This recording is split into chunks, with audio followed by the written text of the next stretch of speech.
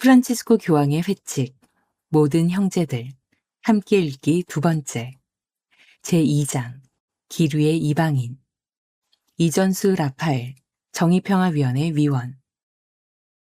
지난 1장에서 프란치스코 교황은 십자군 전쟁이 진행되는 상황 속에도 술탄과 평화적 대화를 나눈 프란치스코 성인의 이야기로부터 모든 종류의 공격과 분쟁을 피하면서도 형제적 사랑을 실천하는 원형을 발견했습니다. 또한 프란치스코 교황은 커뮤니케이션 기술의 발전으로 과거와 달리 더 빠른 속도로 다량의 정보를 교환할 수 있는 현대사회를 살아가고 있는 우리들이 역설적으로 서로가 서로에게 무관심해지고 형제적 사랑이 점차 희미해지고 있는 닫힌 세계의 그림자를 우려합니다. 한편 이 회칙, 모든 형제들의 시작점이 되는 프란치스코 성인의 정신은 제2장, 기류의 이방인에서 확장됩니다. 루카복음 10장의 착한 사마리아인의 비유를 떠올려 봅니다. 어떤 율법 교사가 예수님을 시험해 볼 요량으로 예수님께 질문을 던집니다. 그러면 누가 제 이웃입니까? 질문의 의도를 간파한 예수님은 강도를 만난 이웃을 도와준 사마리아인의 비유를 들며 이렇게 질문합니다. 너는 이 세 사람 가운데 누가 강도를 만난 사람에게 이웃이 되어 주었다고 생각하느냐? 그러자 율법 교사가 대답하였습니다. 그에게 자비를 베푼 사람입니다. 이 비유의 의미는 명확합니다. 아주 오래전 하느님께서는 동생 아벨을 죽인 형 카인에게 네 아우는 어디 있느냐 질문을 던지자 카인이 제가 아우를 지키는 사람입니까? 대답한 것처럼 창세기 4장 9절 율법교사는 그의 질문에 대하여 예수님께서 네 이웃을 네 몸처럼 사랑해야 한다는 계명을 어기고 레위 19장 18절 이웃에 대한 무관심을 정당화하는 대답을 하도록 예수님을 함정에 빠뜨리고자 했습니다.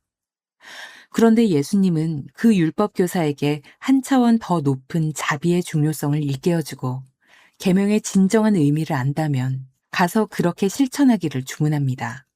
모든 형제들 56에서 57항 참조.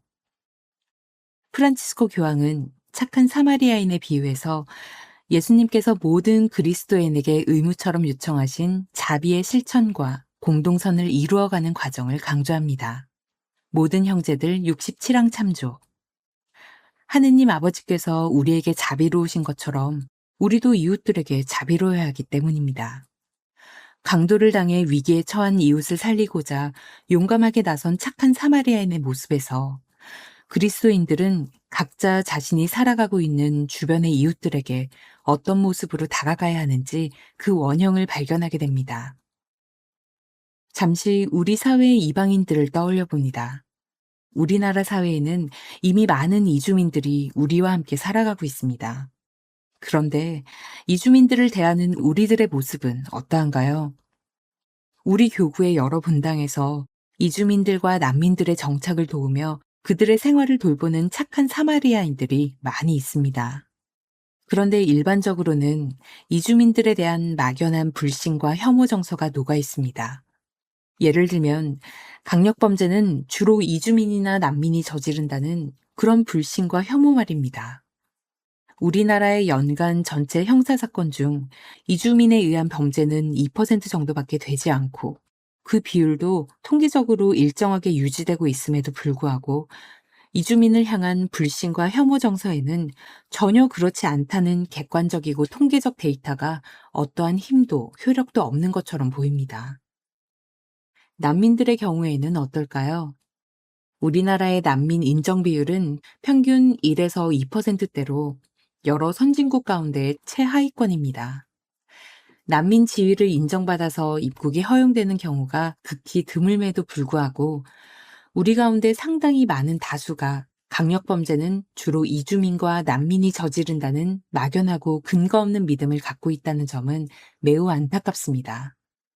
만약 이런 불신을 갖고 있는 사람들 중에 하느님의 자비로우심을 믿는 그리스도인들이 있다면 과연 그들의 믿음은 복음적 가르침의 결과라고 말할 수 있을까요? 깊이 고민을 해볼 문제입니다. 프란치스코 교황은 74항에서 요한 크리소스토모 성인의 이야기를 빌려옵니다. 모든 형제들 74항 참조. 여러분은 그리스도를 참으로 공경하고자 합니까? 그분께서 헐벗으셨을 때 모른 척하지 마십시오. 바깥에서는 그분께서 추위와 헐벗음으로 고통받으시도록 내버려 두면서 성전 안에서는 그분을 비단옷으로 공경하지 마십시오. 요한 크리소스토모 성인의 이야기는 루카복음 10장에서 예수님께서 설명하여 주신 착한 사마리아인의 비유가 갖는 의미를 더욱 정확하게 알려줄 뿐만 아니라 신앙을 갖고 있다는 이들의 교만과 위선도 함께 드러냅니다. 성인의 가르침과 프란치스코 교황의 가르침에서 공통적으로 발견되는 핵심이 이렇게 드러납니다. 모든 믿는 사람들은 상처를 입을까 두려워하지 않고 또 있는 그대로 세상을 품어 안아서 결국에는 착한 사마리아인처럼 배타주의와 끊임없는 대립으로부터 벗어나 새롭게 시작할 수 있어야 합니다. 모든 형제들 77에서 78항 참조. 어떤 죄가 있든 없든 멸시 때문이든 안타까운 경솔함 때문이든 우리는 이러한 점들을 넘어서서 남녀노소를 막론하고 모든 사람의 취약성을 연대와 배려의 자세로 돌보아야 합니다. 예수님께서 내가 나그네였을 때 따뜻이 맞아들였다 하신 말씀을 기억해 봅니다. 마태 25장 35절. 바오로 성인도 비슷한 맥락에서 기뻐하는 이들과 함께 기뻐하고 우는 이들과 함께 우십시오 라고 말하였습니다. 로마 12장 15절. 이런 말씀 안에 어떠한 의미가 숨겨져 있을까요? 바로 버림받거나 배척받은 모든 자매들과 형제들 안에서 함께하며 현존하고 계시는 그리스도를 알아보라는 뜻일 것입니다. 모든 형제들 85항 참조. 우리 교구 정의평화위원회는 매달 봉헌되는 뿔나팔 미사 안에서 버림받거나 배척받은 모든 이들을 기억합니다. 이주민과 난민, 성소수자들, 만성적인 저임금, 고강도 노동으로 하루를 살아가는 노동자들, 산업재해로 목숨을 잃었지만 기억되지 못하는 사람들, 국가 간 힘의 논리로 자신들의 삶터를 강제로 빼앗기거나 전쟁의 고통으로 신음하는 이웃들을 기억합니다.